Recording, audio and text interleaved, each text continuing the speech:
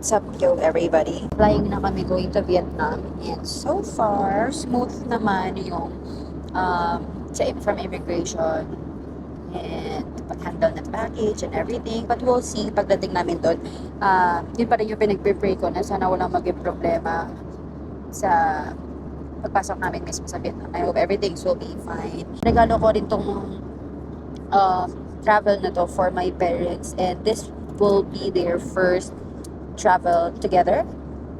And ito rin yung unang beses na treat ko yung parents ko going out of the country. So we got our luggage. There they are. What's up, yo guys? So we're already here sa Hanoi, and so far wala kaming naging problema with immigration and taking our luggages kasi wala man tao dire, day. As in, walang hassle and all. So, yeah, punta muna kami sa kung saan man kami dadali ng aming mga paa. And I think magdi-dinner muna kami. Diyan si Mama. Si Aki. Where's Papa? Ayun, nagtatago lang yung panganay namin dyan. Ayan. Ayun na siya. So, nakapagpapalit na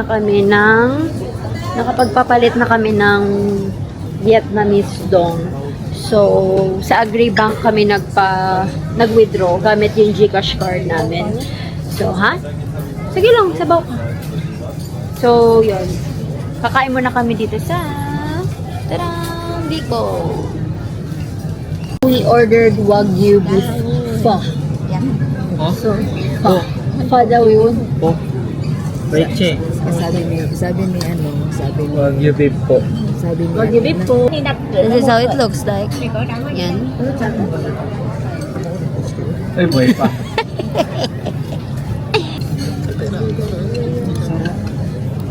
Sarap.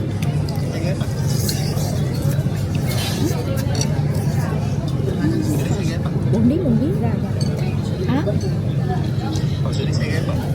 Kung nào biết ra đây có xe mối không bác? Noodle. Có xe mối. Noodle.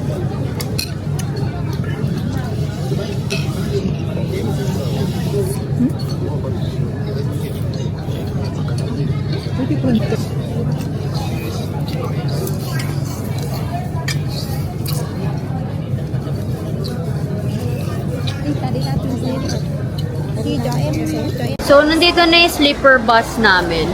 And I think that's it. We saw it already. Ayan yung green. Yay! Ito siya sa column 1. So, sa atin is ano siya, Bay 1. Pero dito column 1. Yeah. So, this is the shuttle. Ay. Kung gusto mo, wala ka ba kukunin dyan? So, lalagay nyo lang yung mga gamit nyo dyan, guys. Eto, babe, walang kukunin dito.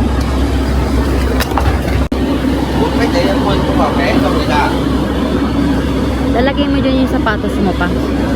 Ay, tsinelas mo.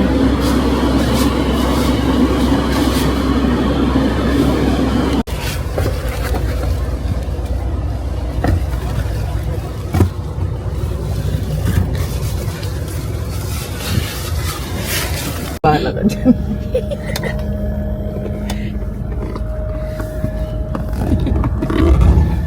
Dahil pala sa baba na lang yung mga senior. May, okupado na eh. Aray. Ito na. Good night, guys.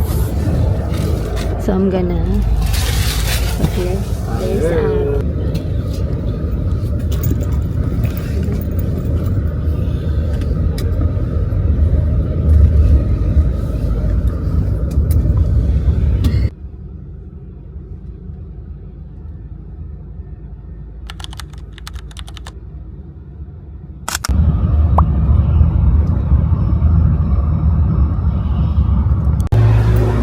we arrive at the destination. Lalamig na siya.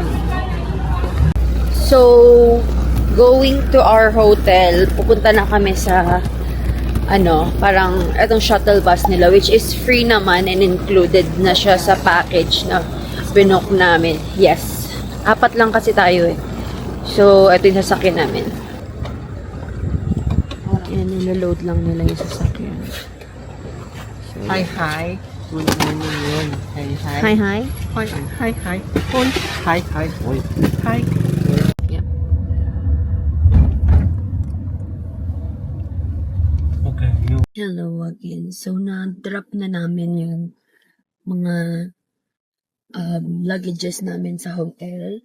But right now, since nag-offer yung sa pinagbukan namin ng sleeper bus kanina, na ihatid kami sa gusto namin puntahan. So, yun, nagpahatid na rin kami. Nang libre lang daw kasi. So, it's nice, parang offer para sa kanila. So, ayun, medyo parang bulubundukin talaga kasi medyo malayo ang aking nabook na hotel. Pero maganda kasi yun. But, yeah. Kay Sak, meron may daan doon. Okay. So, ayun. Ay, may maganda palang lakaran dito banda. Kasi doon, kung kanina tayo dadaan, medyo parang kaiba yung itsura. Hindi siya magandang view. Pero may alternative palang daan. But anyway, magbibigay na lang kami ng pet like since nag-offer siya.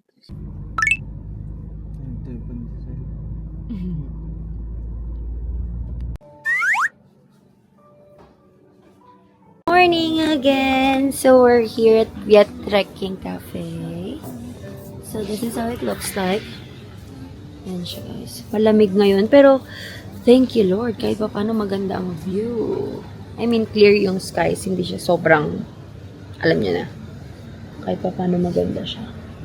But anyway, ito sila mama. Picture muna sila dyan.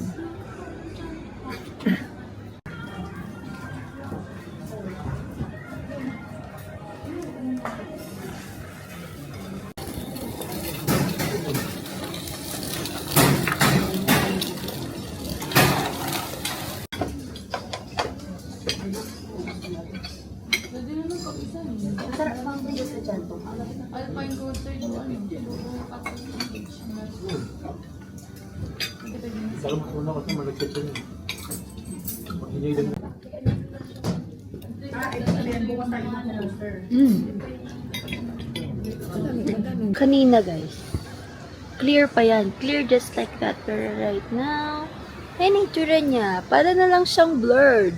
Alam niyo yun? Kamusta ka naman? Good. Anong masasabi mo sa mabilis na fog? Ayun, wala na kami makita.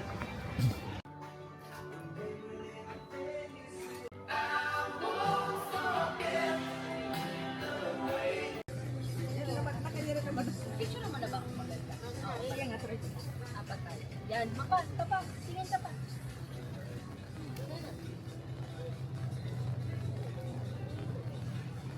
Wait lang, yan.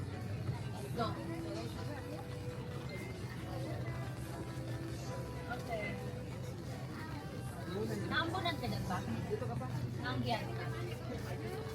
Ganda oh.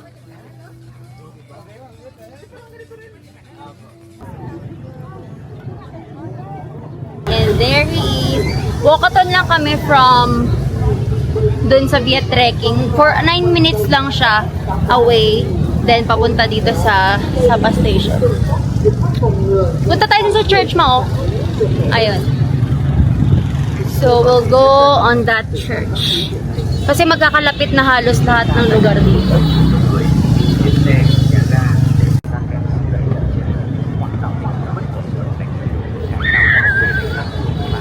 FYI guys, sobrang saya ko lang talaga kasi pinagpe-pray ko talaga na maganda yung weather. Hindi siya sobrang perfect na weather pero maganda siya kasi may view kami nakikita. Hindi siya pure fog or mist and everything, di ba? Yung view na yun, I love you. Yee! Love you! So I guess that is the Stone Church.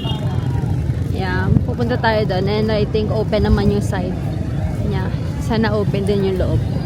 And right now, ito na pala.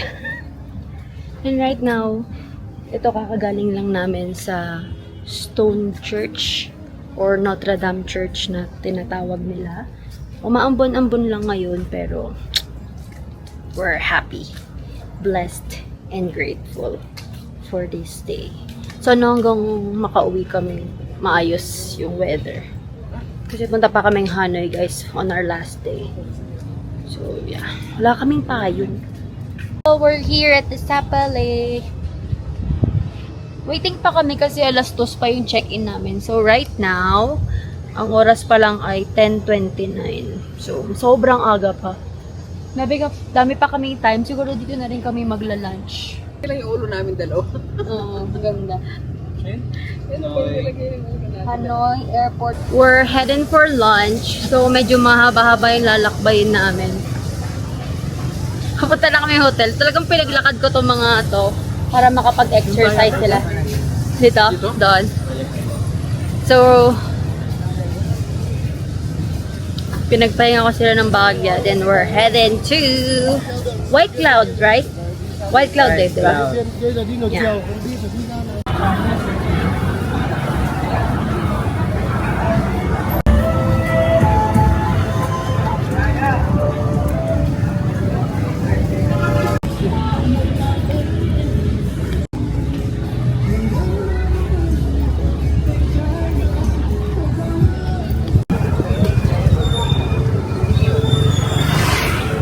This is our human map. Aki.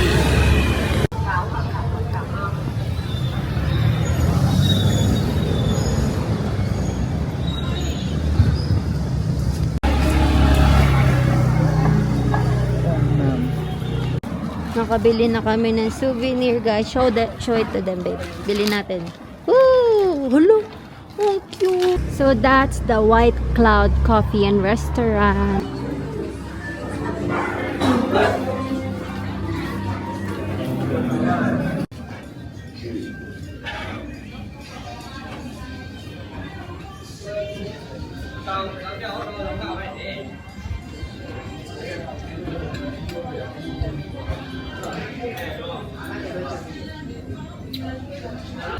So, Violet Street ata itong tawag nila sa daan na to.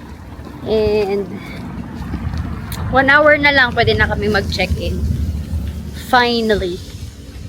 So, yun. Malapit na kami sa hotel namin. Nakikita ko na siya.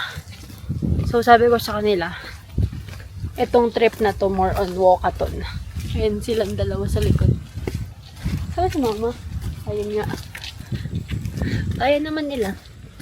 Nanlalaban naman ang senior. So that is our hotel, guys. KK Sapa Hotel.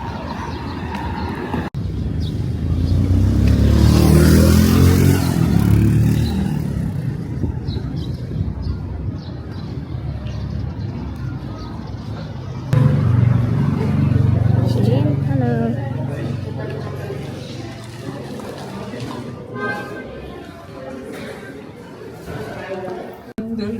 Yay! Luckily, we're allowed to go on our room already. Hi! Sorry, ma'am. 1308 and 1309. Dito. Hi, dito. Here. Here. Dito kami. Doon kayo. Dito. 1309. Hotel dati. Yay! Wow! Laki naman pala, dapat ito naman tayo.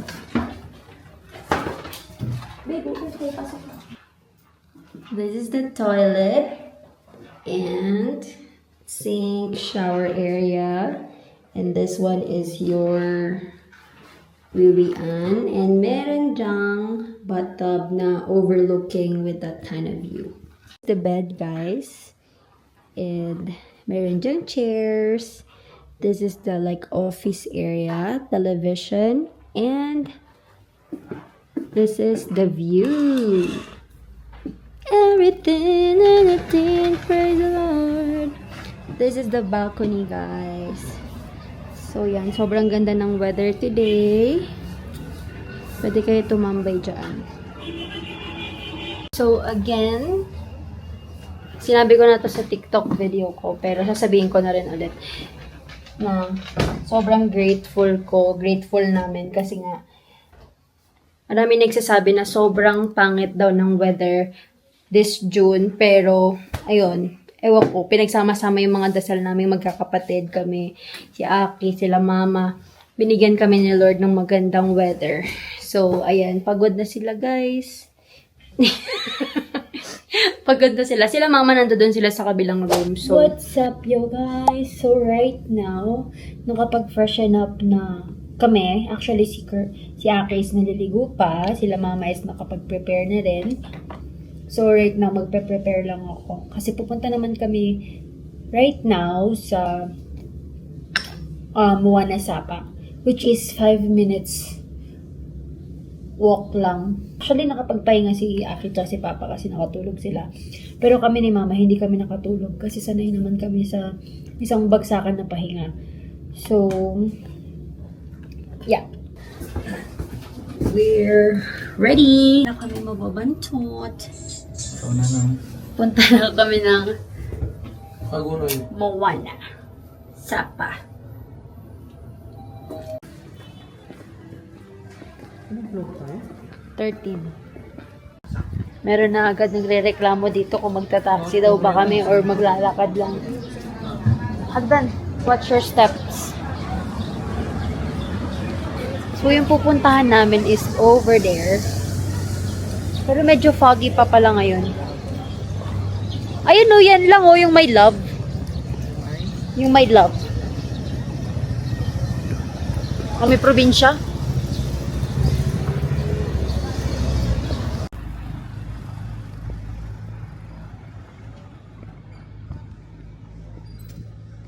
Merong pickleball club dito. Malapit lang. Pero naghahanap kasi kami ng paddle na maganda. So baka sa Hanoi na lang kami bumili ng paddle. Ririnig ko na yung mga hampas nila. Ayan na yung Moana Sapa guys. So katapat siya nitong building na to. Ay, ano ba tawag dyan? Katapat siya ng construction dito. Kung may nakikita kayong love, ayan, sobrang haba ng pila dyan.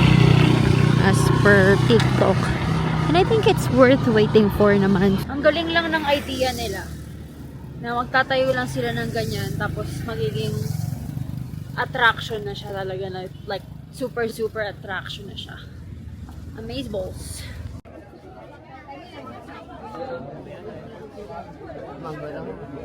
Ganito itsura niya sa loob, guys. So, ganyan lang. Ayan, sobrang daming tao. Literal na pipila ka for the photo. So, doon na muna kami pipila sa may kamay. Kasi, sobrang ganda dito. I mean, mas gusto ko tong spot. So, ayan si Aki dyan, guys. Ayun siya. Sineset up niya na. Kasi ganito kahaba ang pila. Para dyan. And also, there. At ang haba ng pila. Pero okay lang. Worth it naman.